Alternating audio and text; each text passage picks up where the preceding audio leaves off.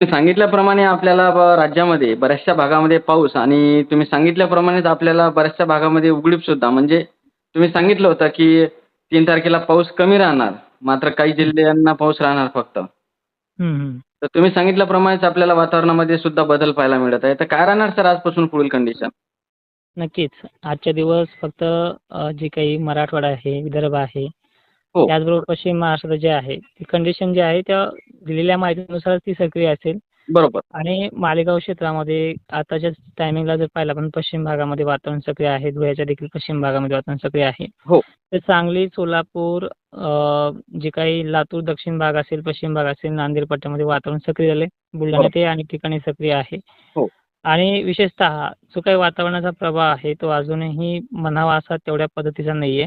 बरोबर. पण उद्यापासून परत वातावरण जे आहे थोडं ॲक्टिव्ह होतंय. स्थानिक लेव्हलचा पाऊस असेल, पण जो काही पावसाचा जोर जो आहे, तो पाहायला गेलं तर हा अवकाळी आहे आणि हो, अवकाळीमध्ये भाग व्याप्ती ही कमीच असते.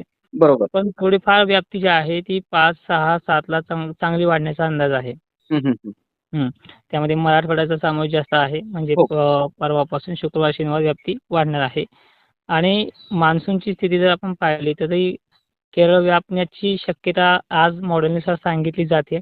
हो. पण इकडे अरबी समुद्र आणि बंगालच्या उपसागराची जी काही व्याप्ती पाहिली आपण, तर हं. केरळ व्यापून फास्ट प्रमाणामध्ये तो 5-6च्याही टायमिंगला 5-6 जूनच्या वेळेसच तो तिथे येण्याचा अंदाज आहे.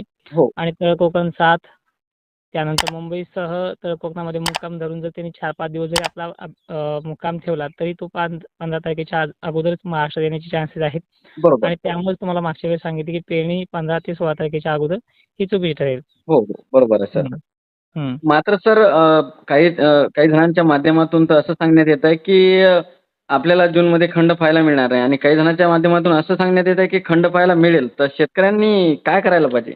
म्हणजे खंड पडणार की नाही पडणार?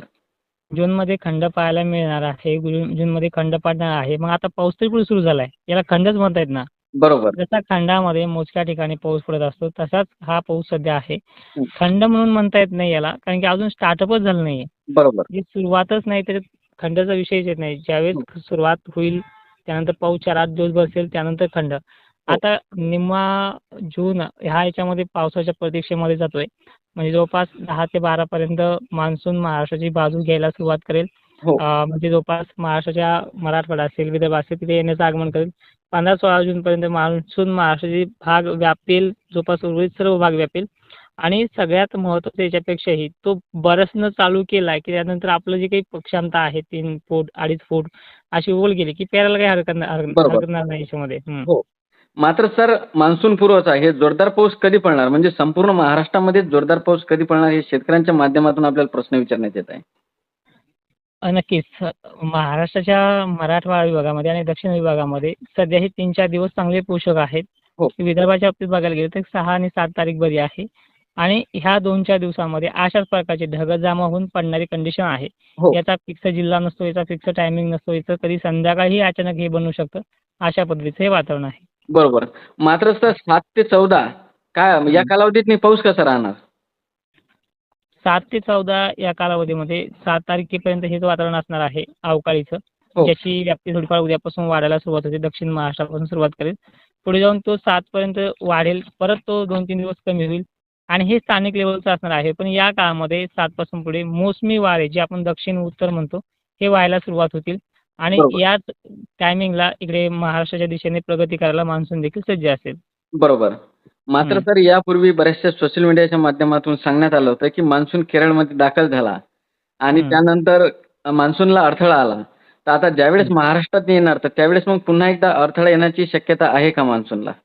मान्सून जोपर्यंत महाराष्ट्र व्यापत नाही, तोपर्यंत त्याला अडथळे हे नक्की असतात. हो, आणि 31 मेला मान्सून केरळमध्ये दाखल झाला अशी घोषणा IMDने देखील केली होती. बरोबर. त्यानंतर तो रिटर्न मागे देखील गेला असं सांगण्यात देखील आलं होतं. हो, पण हे स्पष्ट चुकीचं आहे. मान्सून ज्यावेळेस आगमन करतो, त्यावेळेस तो माघारी जात नसतो. आणि बरोबर. हे कसं ट्विट केलं हे माहिती नाहीये. पण आता आपण जर लक्षात घेतलं, की मान्सूनची पेरणीच्या ज्या तारखा आपण 15-16च्या पुढे सांगतोय, तर त्या टायमिंगपर्यंत मान्सून महाराष्ट्र व्यापेल आणि तिथून पुढे तो सुरुवात करेल. सुरुवात केल्याच्या नंतर दुसरी एक अट काय आहे, की जितकं ओल लागते पेरणीसाठी तितकी ओल झाल्याशिवाय पेरणी करता येणार नाही. उद्याच्या बाबतीत काही जिल्हे आहेत 4 जूनला अवकाळीचे. ते म्हणजे नांदेड पट्टा, लातूर, तुमचा हिंगोलीकडील भाग, हं, हं. त्याचबरोबर इकडे छत्रपती संभाजीनगरचे काही मोजके भाग, देऊळगावच्या परिसर, बुलढाणा पट्टा, परभणी पट्टा, जालना पट्टा उद्यापासून वातावरण परत एकदा संध्याकाळच्या टायमिंगला ॲक्टिव्ह होते. हो. मात्र हं. सर गारपिटीची शक्यता वगैरे काही आहे का? जिथे-जिथे टेम्परेचर जास्त वातावरणाची रडार जास्त तिथे हे होऊ शकतं. त्यामध्ये जिल्हे आहेत नागपूर पट्टा, अमरावती मोजका भाग, वर्धा काही भाग. हो. मात्र सर आज वाशिममध्ये आपल्याला टेम्परेचर थोडंसं वाढलेलं पाहायला मिळालेलं आहे. हं. विदर्भाचं टेम्परेचर जे आहे ते कायमस्वरूपी तसंच राहतं हो. आणि बघायला गेलं तर मान्सून जोपर्यंत विदर्भात पोहोचत नाही तोपर्यंत टेम्परेचर तिथलं कमी होत नाही. बरोबर. आता कोकण किनारपट्टीमध्ये वारे जरासे जोराने जरी वाढले तर टेम्परेचर कमी होतं. थांबले तर पुन्हा वाढतंय अशी कंडिशन दिली आहे.